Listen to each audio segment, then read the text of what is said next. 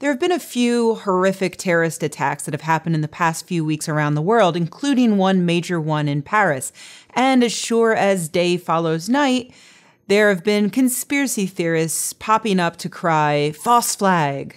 In case you've been living under a rock, about 130 people in Paris were murdered by terrorists using bombs and assault rifles in various locations around the city. And as with pretty much every large-scale terrorist event since September 11th, there have been a load of Alex Jones fanboys rushing to say that it never happened.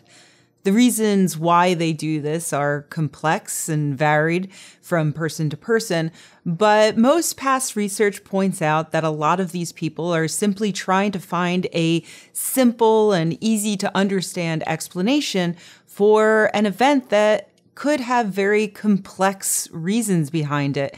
And they're looking for an easy solution for an event that probably doesn't have one. They're looking for some semblance of control over an otherwise scary and uncontrollable scenario. What's their evidence to explain that this huge, horrific tragedy didn't actually happen? Crisis actors. Crisis actor is a profession made up by conspiracy theorists to explain away all of those people you see on the news who are dead or injured or grieving. According to the conspiracy theorists, the government has hired these people to simply act as though they are dead or injured or grieving. And so here's the meme making its way around social media right now, showing a woman crying on the scene in Paris, in Aurora, and Sandy Hook, and in Boston after the marathon bombing. You can tell that this is the same woman in each photo because each photo shows a white woman with brown hair and she's crying. Basically, this entire theory is based on the fact that all white people look the same. The conspiracy theorists argue that the liberal French government faked these attacks in order to strengthen their position against the far-right opposition. Now, in order for that to be true, you have to believe several things, including the fact that the French government is smart enough and capable enough to pull off this enormous, logistically complex hoax without being caught.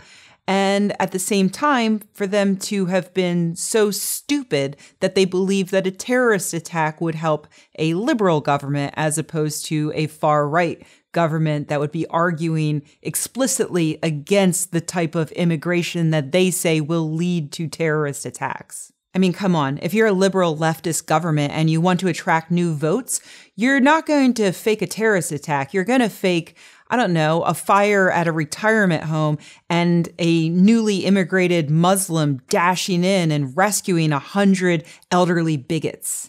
And then which of these scenarios makes more sense? Hiring a bunch of actors to portray terrorists and victims, including flying in American actors to take away jobs from hardworking French crisis actors, or just bussing in a bunch of actual terrorists, giving them some automatic weapons and telling them to go do their thing.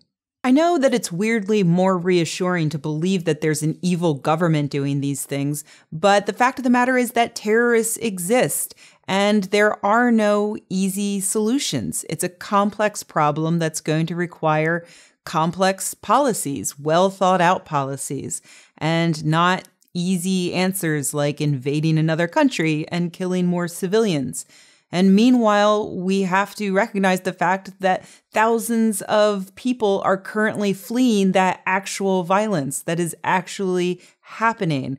And ignoring it or pretending that it doesn't even exist is not going to make it go away. So you can help. There are ways you can help. If you are an American like me, you can contact your representative, let them know that you want to be on the right side of history and you want to be able to help these refugees, give them a place to live. If you have any doubts about which side of history you will end up being on, take a look at what happened with Jewish refugees and how much of America viewed Jews the same way that we view Muslims today. We need to help these people.